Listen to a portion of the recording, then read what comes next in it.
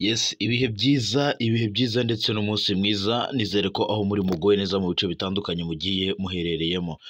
Ni amakuru akomeye cyane ari kugarukaho hirya no hino ku butaka bw'uburasirazuba bw'igihugu cya Congo, mu karere ka Afurika y'ibiyaga bigari, hakurya y'ishyamba rya Kibira ndetse no hakurya y'inyanja ngari.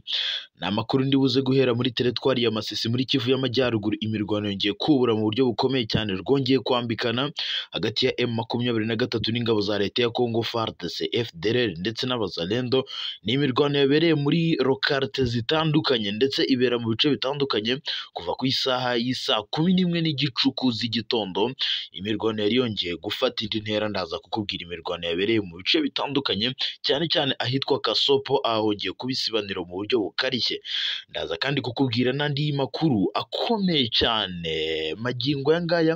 Umugaba mukuru w'ingabo za Afurika y'Epfo General Duzani Mwafanya, nyuma yo gutangaza ko SANDF igisirikare cyabo cyiteguye gusubira mu mirwano mu burasirazuba bwa Repubulika Iharanira Demokarasi ya Congo, ibi byongeye gutangaza benshi, byongeye gutungurana, ndetse hari n'andi makuru avuga ko SADC yaba yiteguye kwinjira ku butaka bwa Congo inyuze mu gihugu cy'u Burundi. Ibi byose ndaza kubikubwira, nkubwire amakuru akomeye. Ni muri Kivu y'Amajyepfo naho urugamba ntabwo rworoshye na gato, kuko ahitwa muri teritwari ya Uvira, ahitwa ku ndondo ya Rurambo, ahangaha haravuga urugamba ruteye ubwoba, haravuga imirwano karahabutaka ishobora no gusiga M23 ifashe ino teritwari mu buryo bukomeye cyane. Ndaza kukubwira ko ingabo z'u Burundi kandi zongeye kuzinduka zigaba ibitero ahitwa muri centre ya Minembwe ndetse no mu nkengero zaho. Biravugwa ko imirwano yasize hafashwe matekwa abarundi benshi ndetse n'abazalendo batagira umubare. Ibi byose ndaza kubikubwira. Ndakubwira ko kugeza ubu ngubu u Burundi n'u Rwanda byaganiriye ku mubano wabyo. Ese ibi biganiro byabereye he?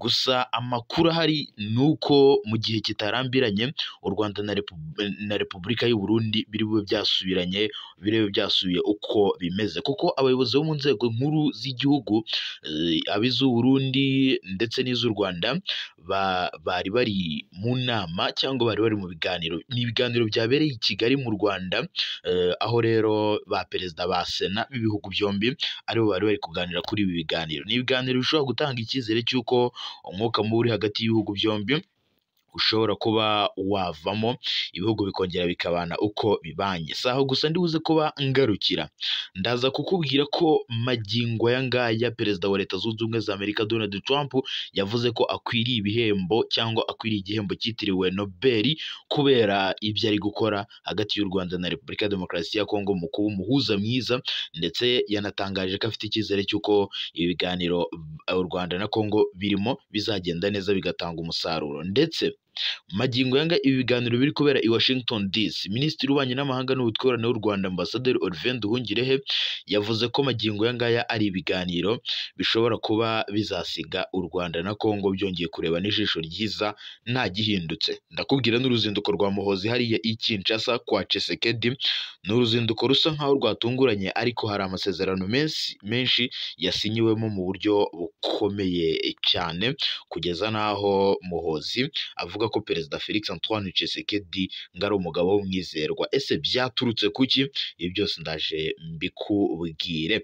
Ndakubwira ko nyuma y'uko igisirikare cya leta ya Congo FARDC kandi cyakiriye intwaro kabombo karahabutaka karundura zo kurwanya M23 ziganjemo burende zigera ku 100 ndetse n'ibindi bitwaro biremereye cyane biracyaza. Amakuru hari nuko SADC ari igiye kuza gukoresha izi ntwaro ndetse n'ingabo z'ababirigi ziri ahitwa Kindu mu ntara ya Maniema hano muri Repubulika Iharanira Demokarasi ya Congo.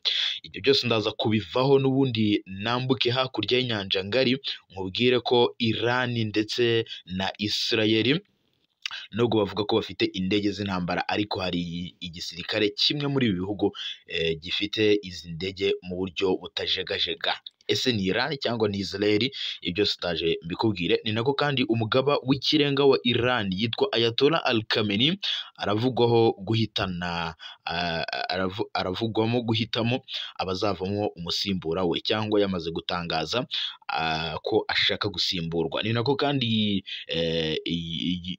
perezida w'Uburusiya Vladimir Putin yamaze gutangaza ikintu gikomeye cyane hagati y'intambara ahanganye muri igihugu cya Ukraine. Ibi byose ndetse n'ibindi nakubwiye, reka nze mbive imuzi n'umuzingo 5 kuri 5. Reka mbahereze ikaze n'abasabe gukora subscribe mwe mutarayikora, kugira ngo tujye tubana mu makuru n'ibiganiro tubategurira kuri uyu muyoboro 5 kuri 5. Ikaze. Muhoozi ari Kinshasa kuva kuwa gatanu tariki 20 Kamena mu ruzinduko rw'akazi ari kuhagirira. Muhoozi yahuye na Tshisekedi nyuma y'umunsi umwe ahuye akanagira n'ibiganiro na mugenzi we w'ingabo za Congo Lieutenant General Jules Banza Mwilambwe. Ni ibiganiro byasize UPDF na FRDC basinyanye amasezerano y'ubufatanye mu bya gisirikare. Yego. Tshisekedi ubwo yahuraga na General Muhoozi, ubwo yahuraga na General Muhoozi kuri wa gatandatu tariki 21, yashimiye Uganda kubw'umusanzu ikomeje gutanga mu kurwanya umutekano muke mu karere. Yego. Yagaragaje kandi ko ibikorwa bya gisirikare byiswe Operation Shuja ingabo za Uganda zifatanyamo na FARDC mu rwego rwo kurandura umutwe wa ADF bikomeje kugenda neza, kuko byatumye ibice bitandukanye byo mu burasirazuba bwa Congo bigarukamo amahoro, ndetse abaturage bari barakwiye imishwaro bashobora gutahuka. Umwe mu bitabiriye ibiganiro bya Tshisekedi na Muhoozi asubiramo perezida wa Congo wagize icyo abivuga, agira ati UPDF yagize uruhare rukomeye mu kugarura ituze n'icyizere mu baturage bari basumbirijwe bihoraho. Muhoozi we yagaragaje ko Uganda yiteguye gukomeza gutanga umusanzu kugira ngo akarere kabone amahoro, anashimangira ko igihugu cye cyiteguye kwagura ubufatanye bwa gisirikare hagati yacyo na Congo. Yunzemo kandi ko ubufatanye mu by'umutekano ari bwo rufatiro rw'iterambere rirambye ry'akarere.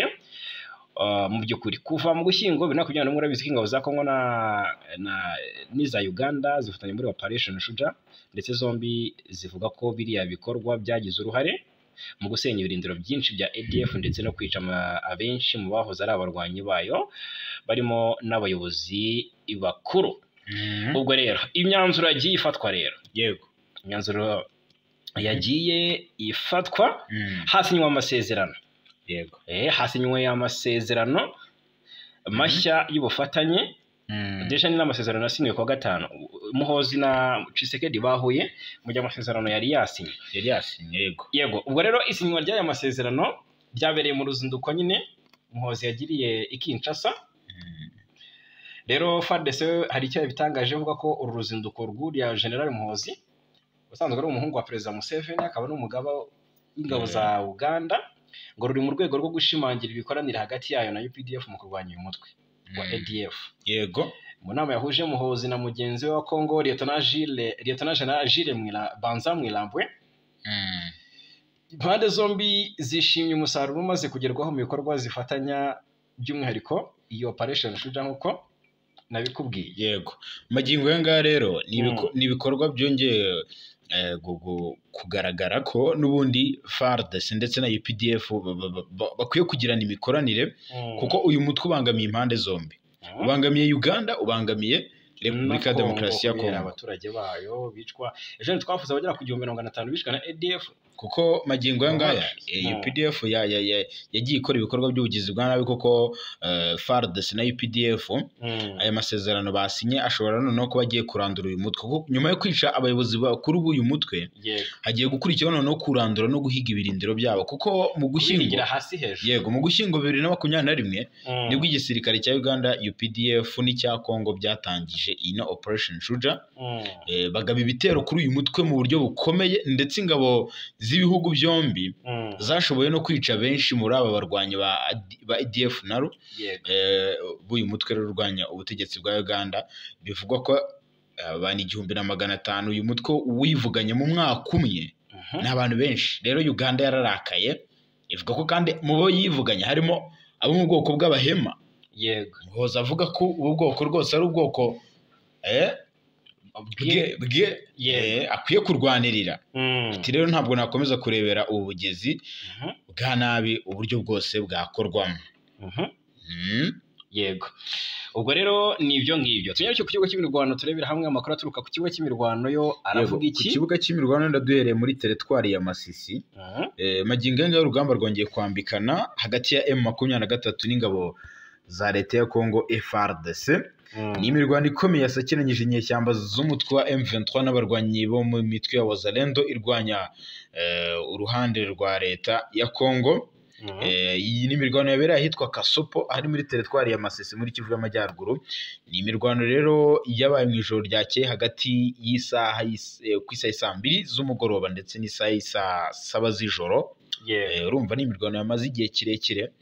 Rero amakuru aravuga ko kugeza ubu ngubu uruhande rwa leta ari rwo rwatangije ibitero cyangwa rwatangije imirwano ku mutwe wa M23, ndetse hari n'abarwanyi bagera ku 8 bo muri Bazalendo bayikomerekeyemo mu gihe uruhande rwa M23 batazwi. Ni imibare kandi bigoye kugenzura cyangwa bigoye kwemeza kuko nta gihamya gifatika gihari cy'aba Bazalendo baba bahasize ubuzima. Gusa barahari. Rero abazalendo batangije iyi mirwano batera mu birindiro bya M23 bereye Kasopo. Biravuga ko rero kugeza ku isaha 7 z'ijoro aribwo impande zombi zahanganye bikomeye cyane, none urusaku rw'imbunda ruba rwinshi. Ni imirwano kandi amakuru avuga ko yaciye igikuba kuko abaturage benshi batuye muri aka gace ka Kasopo bamwe bahise bahungira mu bice bitekanye, bavuga ko batakishoborera kumva uru rusaku. Bati kabisa ntabwo twabyishoborera. Ntabwo twabyishobora ko dukuyemo akarenge kacu. Mu bigaragara hari ibice byo muri Masisi bitaraba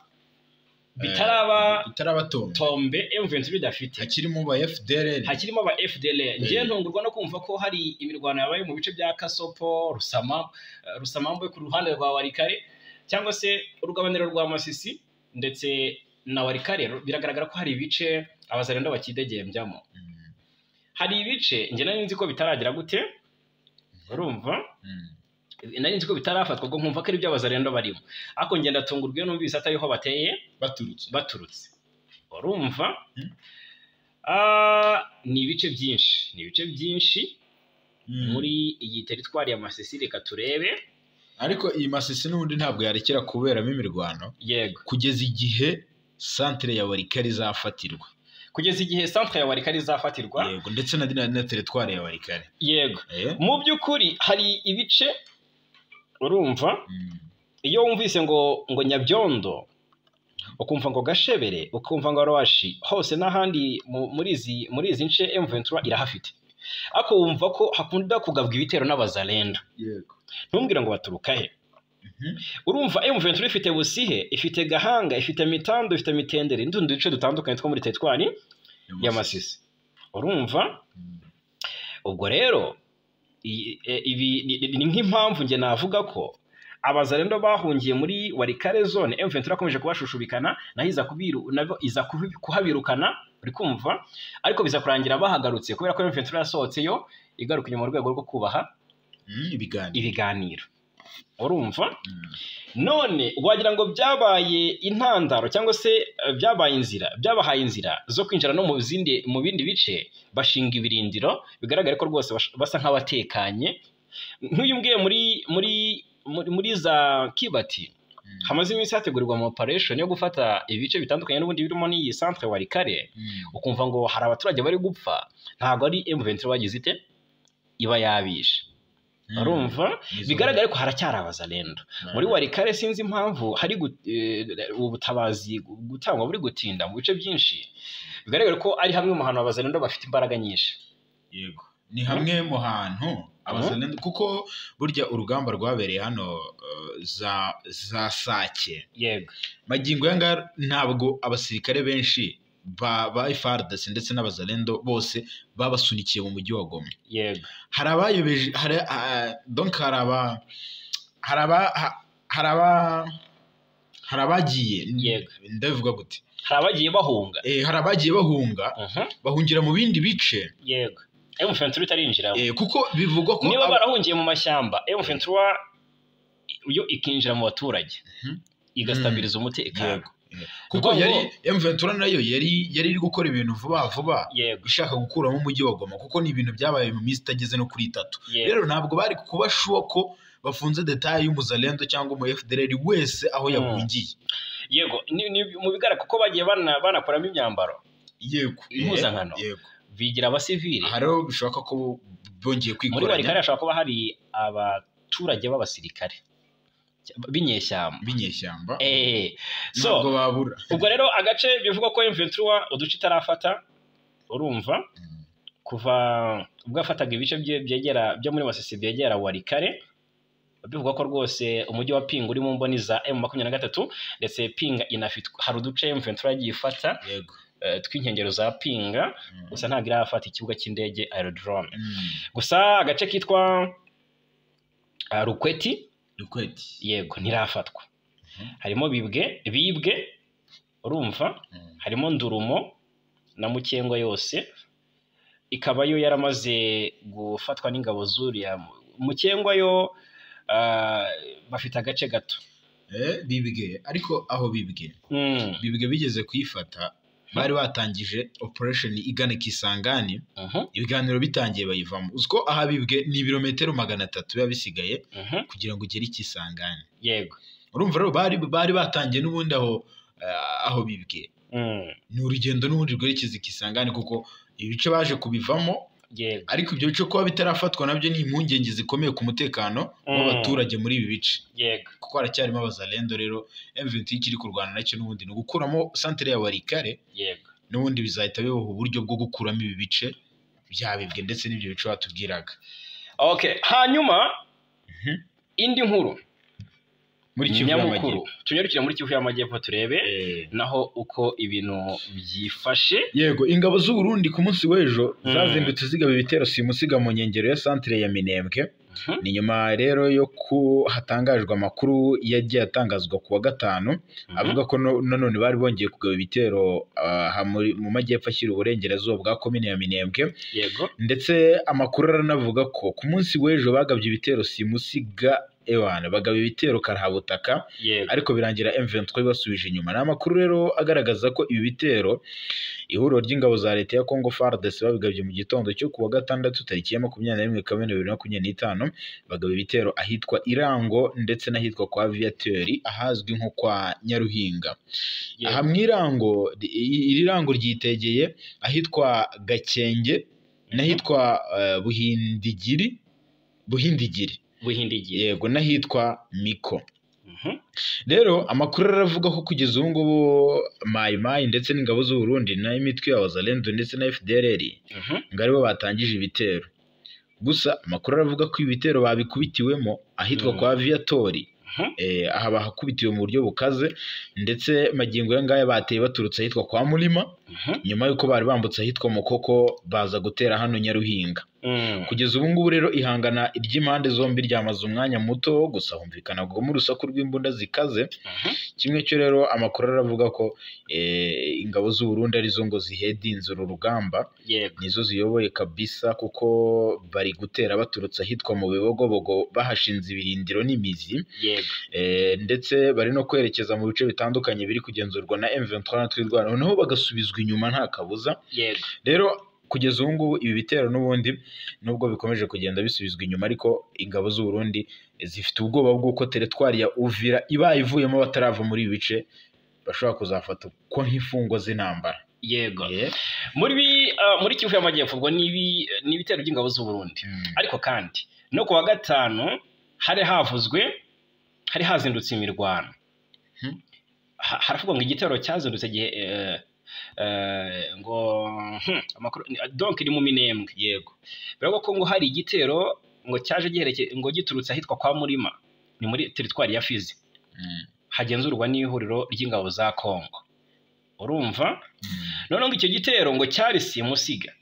Abaturage baho ni wabo bikubwira bati nkuko bizwi mu Minembwe ni imwe mu makomine yo muri Kivu y'Amajyepfo irebwa n'ihuriro rya AFC M23 ribarizwamo umutwe wa M23 na twirwaneho rabyuka kuva muri Werurwe. Ni muri Werurwe. Yego, nubwo rero iki gice twirwaneho yagifashe tariki 21 ni Gashyantare hari nyuma y'uko General Rukunda Michel uzwi cyane nka makanika yari amaze iminsi 2 atabarutse nyuma yo kugabwaho igitero cya drone cy'ingabo za Congo kigasiga kinamwishe. General Makanika niwe wahoze ari umuyobozi wa Twirwaneho kuva mu mwaka wa 2019 kugeza atabarutse mu mwaka wa 2025, imyaka 6. Kuri ubu uyu mutwe wa Twirwaneho uyobowe na Brigadier General Charles Sematama uzwi cyane nk'intare batinya, nawe uri kuziba icyuho cya Makanika rwose, mbona benshi banamushimira cyane. Ubwo rero hari amakuru atugeraho twahawe abo ku mu gitondo cyo kuwa gatanu ndetse n'ejo kuwa gatandatu ngo bongeye bakozanyaho ariko by'akanya gato. Ngo mwanzi ngo yimutse kwa Murima ajya gutera mu nkengero za centre ya Minembwe. Bavuga ko yateye aturutse ahitwa Mukoko. Iyi Mukoko iherereye mu burasirazuba bw'iyi komine ya Minembwe, ikaba kandi ari nayo igabanya Minembwe n'igice gituwe cyane n'Ababembe cya Mutambara. Ubwo rero ibitero bivugwa ko byari karahabutaka nubwo hataratangazwa icyo byangije, ariko ngo byari bikomeye.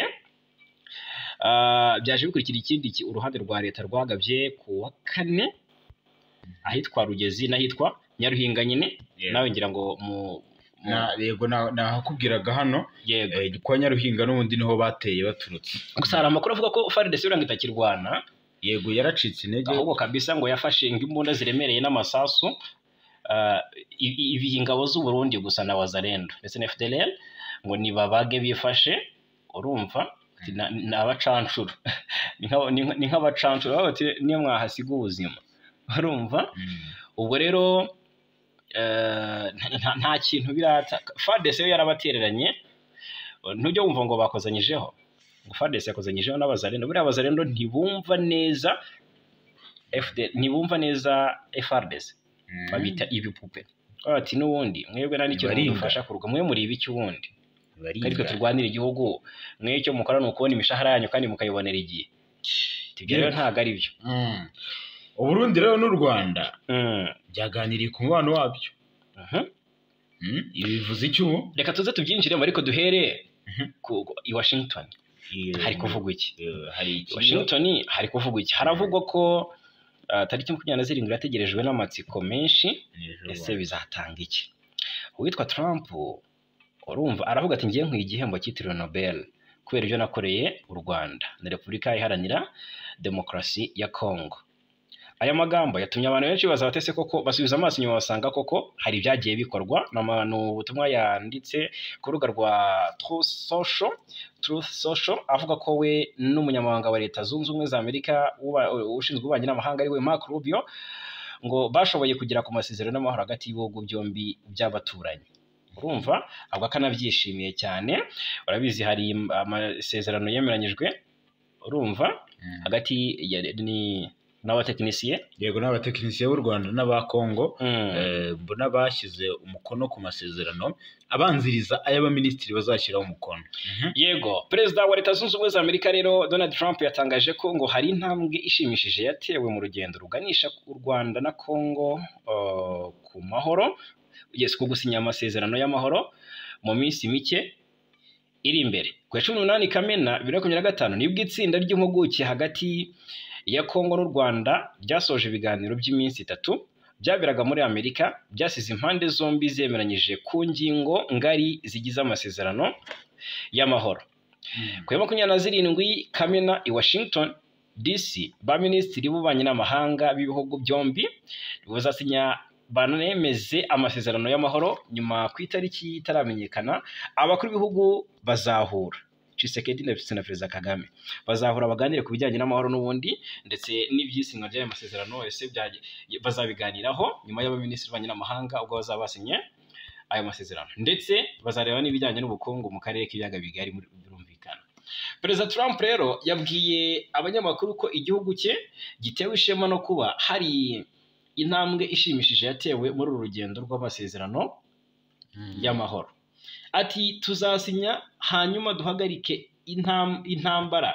Ni iby'agaciro kuri njye kubigiramo uruhare. Ndashimira Vice President J.D. Vance n'umunyamabanga wacu wa leta ushinzwe ububanyi n'amahanga ku kazi keza bakoze, yavugaga Marco Rubio. Rero u Rwanda rumaze igihe kinini mu ntambara na Congo. intambara mbi cyane rugiye kwemeranya amahoro na Congo, batangire gukorana ubucuruzi na Amerika n'ibindi bihugu, hanyuma bagire ubundi buzima bwiza busanzwe. Dutewe ishema rero niyo ntambwe.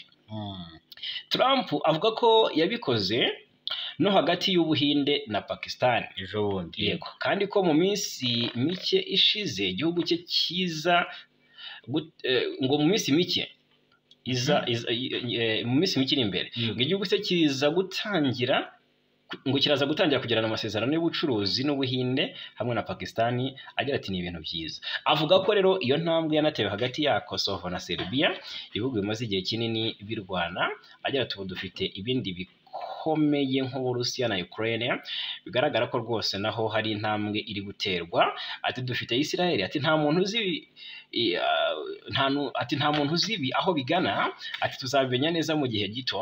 Trump avuga ko bigoye kuba yasaba Israel guhagarika intambara kuko ngo Israel iri kwitwara neza. Bibwira umuntu, biragora kubwira umuntu ngo hagarika intambara kandi ari gutsinda, biragora cyane. Ese Israel iri gutsinda? Iri kwitwara neza nubwo nyine nta rugamba rubura casualty. Tuje twabyinjiramo. Yego, turaje kabisa tubyinjiremo. Ngo Burundi n'u Rwanda byasinye amasezerano, byagiranye ibiganiro. Yego, ni ibiganiro n'ubundi byibanze ku mubano w'ibihugu byombi.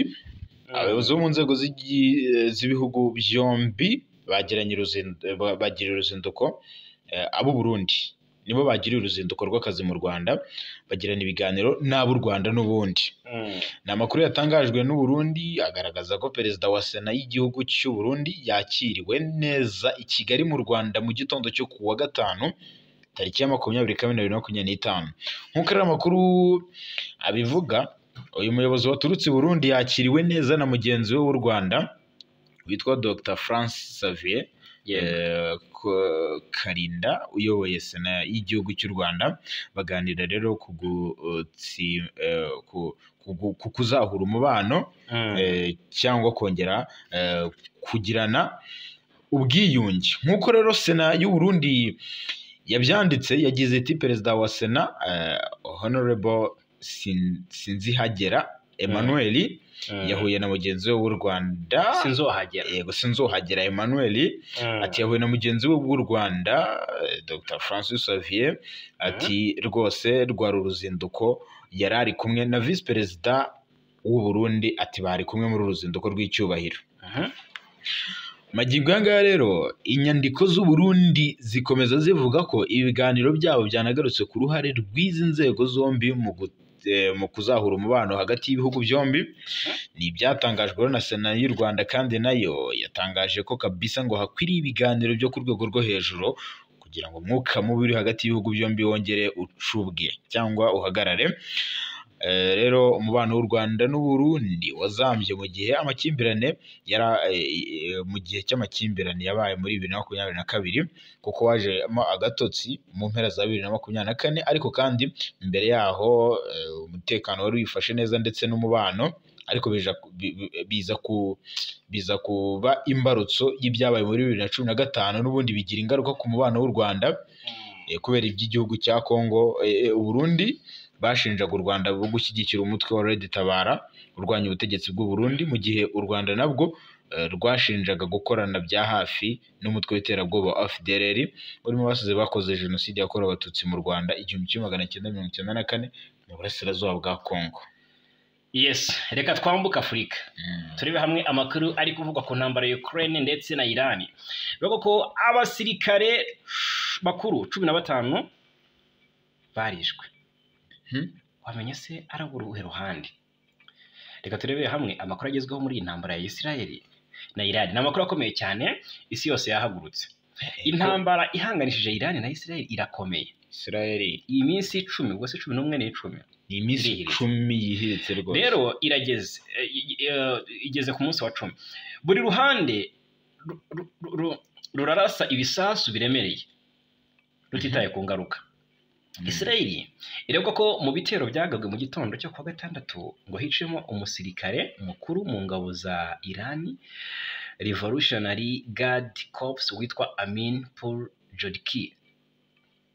Umva Mu gitondo cyo kuwa gatandatu kandi tariki 21 Kamena, Isiraheli yatangaje ko yagabye ibitero byinshi ahari ibigo by'ubushakashatsi ku ngufu za nucleaire mu ntara ya Isfahan, ahiganje ibikorwa remezo nk'ibi byinshi. Ubuyobozi muri Iran bwatangaje ko ahantu henshi muri Isfahan hagabwe ibitero bikomeye, ariko ntibatangaje umubare w'abakomeretse. Itangazo ingabo za Isiraheli zasohoye rihamya ko Amir Paul Jodikim yari umuyobozi wa brigade ya kabiri ishinzwe gukoresha drone mu butasi no kugaba igitero muri iyi ntambara. Drone za Irani ngo zigiramo uruhare rukomeye, nubwo nyinshi ubwo baravuga ko ngo muri intambara drone za Irani zigiramo uruhare rukomeye, nubwo inyinshi muri zo Isiraheli yagiye zirasa ivuga ko yazihanuye. Ubwo rero turebera hamwe uwayoboye umutwe wo muri Palestine wishe muri Iran ninde. Ni minisitiri w'ingabo wa Isiraheli yitwa Katz Israel, yavuze ko mu gitero cyagabwe mu nyubako yo mu mujyi wa Qom yego ngo cyahitanye ngo Said Izadi wayoboye Al-Quds Brigade yo muri Palestina ifitanye isano n'ubundi n'imitwe y'iterabwoba.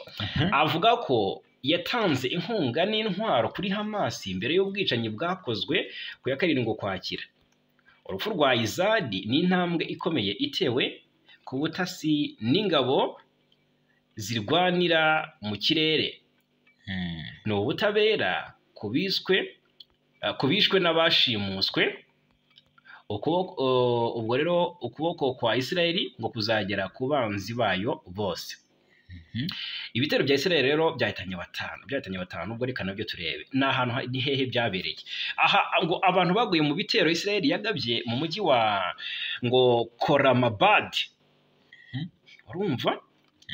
Nur News Agency yatangaje ko abasirikare bakuru 15 barimo n'abasirikare bo mu ngabo zirwanirira mu kirere ba Irani bishwe muri iyi ntambara imaze iminsi 9. Ubwo uyu ni wa 10. Ku 13 Kamena, Isiraheli yishe abagaba bakuru b'ingabo 2 ba Irani, abahanga mu gutunganya ingufu za nucleaire ndetse n'ibigo byinshi bikorerwamo ubushakashatsi kuri ibi binyabutabire byarangiritse. Ngira ngo rero n'amafoto ahangaha. Yego, Irani isanga ngo yaratewe nk'uko Amerika yateye Iraq. Tise gute? Umuvugizi wa guverinoma ya Irani witwa ngo ni Fatamel Mahajerani we yatangaje ko ngo igihugu cyabo cyagabweho ibitero na Isiraheli bishingiye ku binyoma, abigereranya n'uko Amerika yateye Irani mu mwaka 2003. Avuga ko Irani yasubiyemo kenshi ko niba ikibazo ari intwaro za nucleaire, ati twabivuze kenshi ko nta mugambi wo kuzicura dufite, buri wese arabizi ko ibi byavuzwe imyaka myinshi ishize. Ati Iraq ntiyatewe mu buryo nk'ubwo, ati hanyuma hari intwaro za nucleaire basanzeyo. Yego, uyu Muhajirani yanavuze ko rero mu myaka 200 ishize nta na rimwe Iran yigeze itangiza intambara kuri Israel. Ati biri kuba, ati ni uburenganzira twemererwa n'amategeko mpuzamahanga ubwo kwirwanaho. Rero drone za Iran zarahanuwe mu buryo bumeze buterera. Ingabo za Israel zatangaje ko zahanuye drone za Iran mu gace ka Golani, izindi zirasirwa mu kibaya cya Beit Shan n'ahandi. Israeli ntiyagiye gushaka intwaro za nucleaire muri Irani nk'uko Putin abivuga. Perezida w'Uburusiya Vladimir Putin we yatangaje ko ibitero bya Israeli yagabye kuri Irani ngo bitagamije guhagarika umugambi w'intwaro za nucleaire gusa. Yabwiye rero ikinyamakuru Sky News ko we kenshi yabwiye Israeli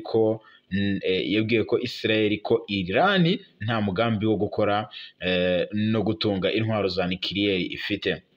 Gusa perezida wa Amerika Donald Trump yavuze ko umuyobozi mukuru ushinzwe ubutasi witwa Tulsi Gabbard yego rero yavuze ko ngo Irani itari gukora igisasu cya nucleaire, ati yarabeshywe. Ati ngo yarabeshye. Yego yarabeshye. Yego.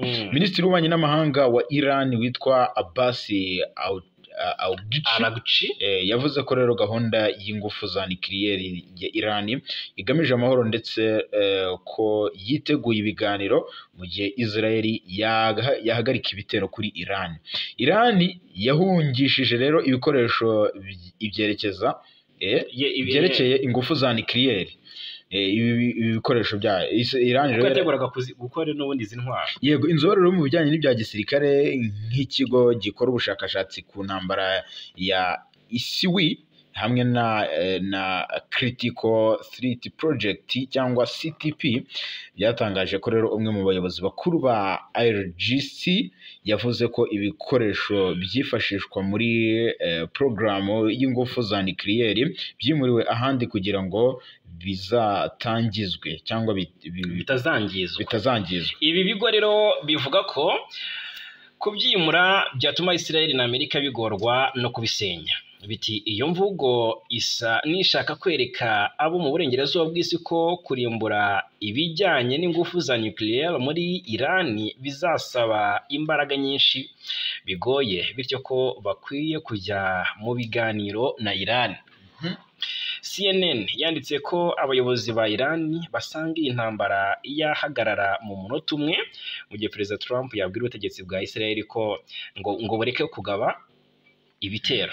Iran kandi yarahiye ko itazongera kuganira na Amerika ku byerekeye gahunda y'ingufu za nucleaire mu gihe Israel ikiyigabaho ibitero. Kuko Iran si ibyo gusa, yanatangaje ko Amerika niyinjira muri iyi ntambara ngo bizaba ibyago kuri buri wese. Gute rero? Ibi byatangajwe na Minisitiri w'Ububanyi n'Amahanga wa Iran witwa Abbas Araghchi.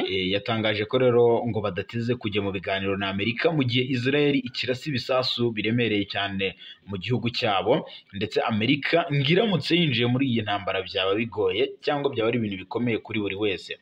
Uyu Abbas yabigarutseho rero aganira n'abanyamakuru muri Istanbul aho yagiriye uruzinduko, ndetse yari ari kugirana ibiganiro na ba Minisitiri w'Ububanyi n'Amahanga b'ibihugu bihuriye mu bufatanye bw'umuryango wa Kisilamu cyangwa OIGC.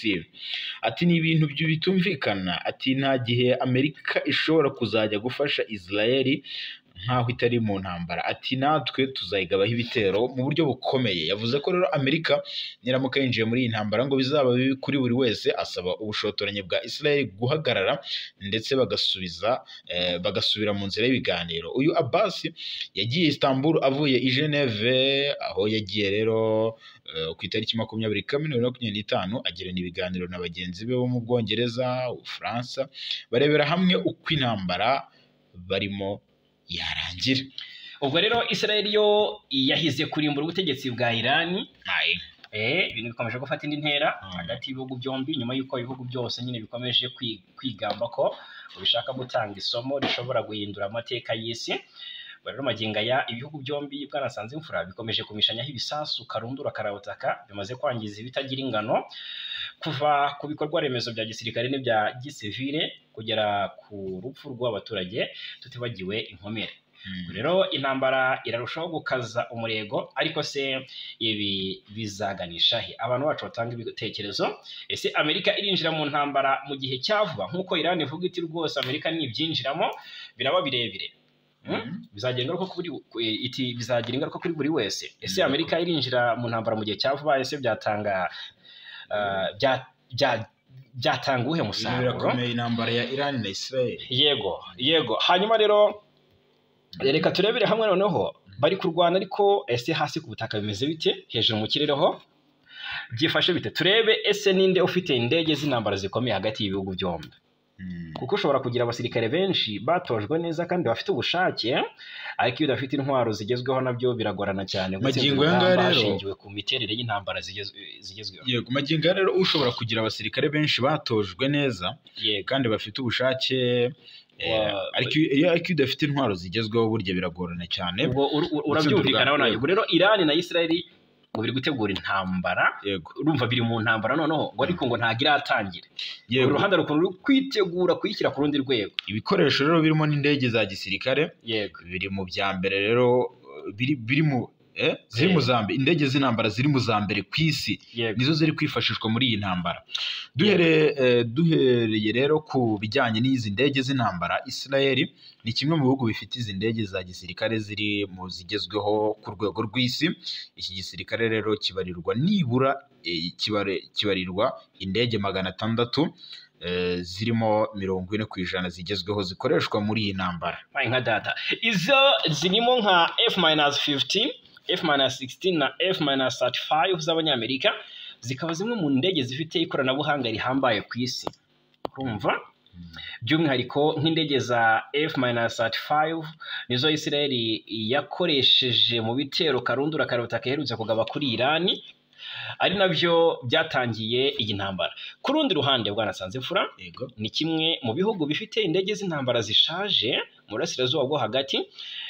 Bitekerezwa ko muri rusange igisirikare cya Irani kirwanira mu kirere gifite indege zibarirwa muri 400, ariko izagera ku 150 nizo zishobora gukoreshwa muri iyi ntambara. Yego, ikoranabuhanga rero riri mu rwego rwo hasi ndetse no kuba izi ndege zishaje ni kimwe mu bituma Irani itakizikoresha, kuko ziganjemo izaguzwe mu myaka yo mu 1960, 1970. Usanga rero zifite ikoranabuhanga ritakigezweho muri ibi bihe.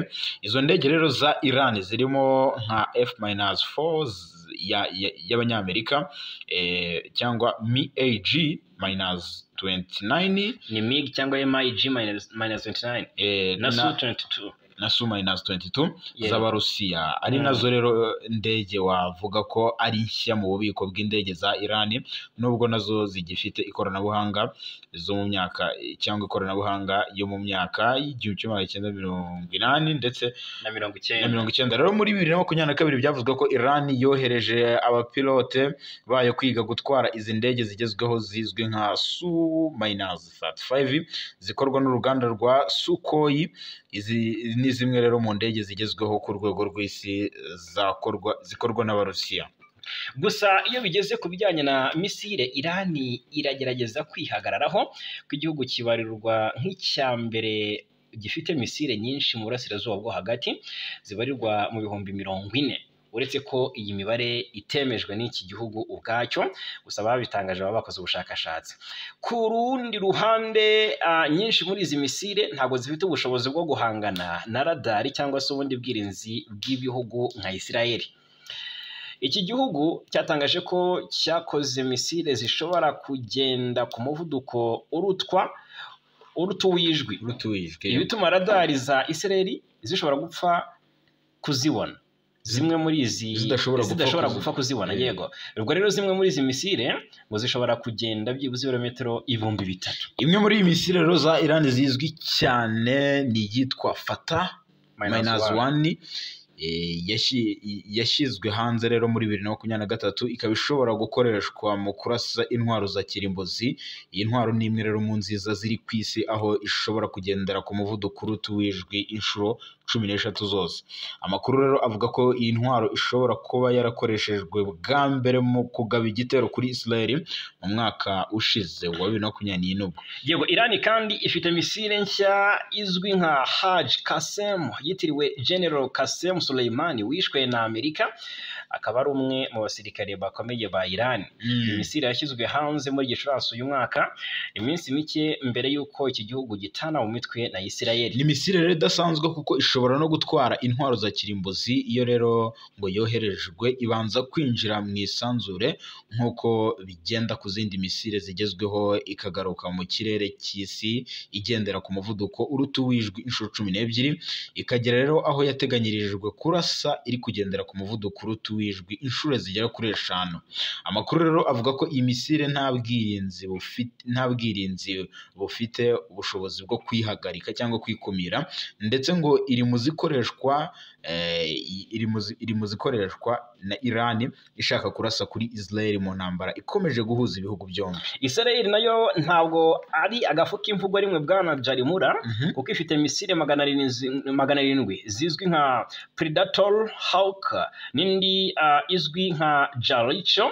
yes Jericho Mana 3 ishobora byibuze ngo kugenda ibirometero 6,000 byose. Mu gitero Israel iherutse kugaba muri Iran, Bwana Nsanzimfura yakoresheje indege z'intambara 200 irasa ibisasu 330 mu duce tugera ku 100. Numva ko bitoroshye. Ku bijyanye rero n'ubwirinzi bwo mu kirere, Israel nayo ifite ubugezweho burimo ubuzwi nka Iron Dome.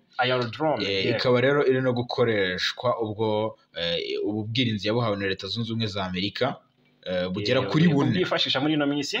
Rero Iran nayo ifite ubwirinzi bwayo buzwi nka Bavar 373 na Bavar 373 kabiri, ndetse no mu mwaka 2016 yaguze ubwirinzi buzwi nka S-300 PMU2 nka data, nyuma yuko ibihugu byombi byemeranyije ubugure mu mwaka 2007. Maginga ya nagira ngo ko ubwirinzi bwose bwamaze kwangizwa bikomeye na Israel, ari nayo mpamvu Iran ifite ubushobozi by'ubuze bwo kurinda ikirere cyayo maginga ya. Urumva ko ibintu bitoroshye ahangaha. Igitangaje 90% zize ntwaro tuvuze za kirimbuzi zikomeye ku isi, yego, zikorwa n'Abashinwa n'Abarusiya, kandi bo ntibari mu ntambara. Abashinwa ndavuga uruhande rw'Abashinwa, yego, ntabwo buri mu ntambara. N'Uburusiya ariko ntabwo buri mu ntambara. Tugana ku musozo, sinzi impamvu uvuze ko Uburusiya butari mu ntambara. Yaratwaye ibice bya Ukraine barabimaze. Oya, ndavuga intambara ya Israel. Icyo ndi kuvuga ahangaha, tugana ku musozo, Putin yongeye kuri koroza, aravuga ati Ukraine ni iyacu. Ati biriya bice twafashe ntabwo ari byo byacu gusa, ahubwo Ukraine yose muri rusange ni iyacu. Putin yatunguranye ubwo yari mu nama ivuga ku bukungu yaberaga i St Petersburg, maze avuga ko Ukraine n'Uburusiya bidashobora ngo gutandukanywa. Mu kiganiro cyatanzwe muri iyo nama, mu mwanya w'ibibazo n'ibisubizo, Putin yabajijwe amaherezo y'intambara amaze igihe hagati ahangana na Ukraine. Mu gusubiza avuga ko ati nabivuze kenshi ko mbona abanya-Ukraine n'Abarusiya nk'abaturage b'igihugu kimwe. Ati kubw'iyo mpamvu rero Ukraine ni yacu. Igisubizo cyakiranywe amashyi menshi n'abari bitabiriye iyo nama, biganjemo abanyapolitiki n'abakora ubucuruzi. Yakomeje agira ati rero hari itegeko rya kera rivuga ko aho umusirikare w'Uburusiya kandagije ikirenge haba ari ahacu. Muri iki kiganiro Putin hari aho yageze avuga ko mu gihe Ukraine izakoreshwa intwaro ziremereye irasa ku butaka bw'Uburusiya, izahura n'ibyago by'akataraboneka. Ati iryo ryaba ari ikosa ndengakamere ku ruhande rwabo twita ko bafite, imikorere nk'iy'abasazi. Ati ku butaka bwa Ukraine uyu munsi ryaba ari ryo kosa rya nyuma duhora iteka dusubiza. Rero igisubizo cyanyu cyaba gikarishye. Nguyu Perezida Vladimir Putin, ngayo nguko, ngibyo iyo twabateguriye. Reka twizere ko impamvu ihagije. Gushimira cyane Bwana Nsanzimfura Jarimura. Kuzi cyane Bwana Fagikaye Namura. Dushimira cyane abakunzi bacu, amakuru n'ibiganiro byo nakagaruka.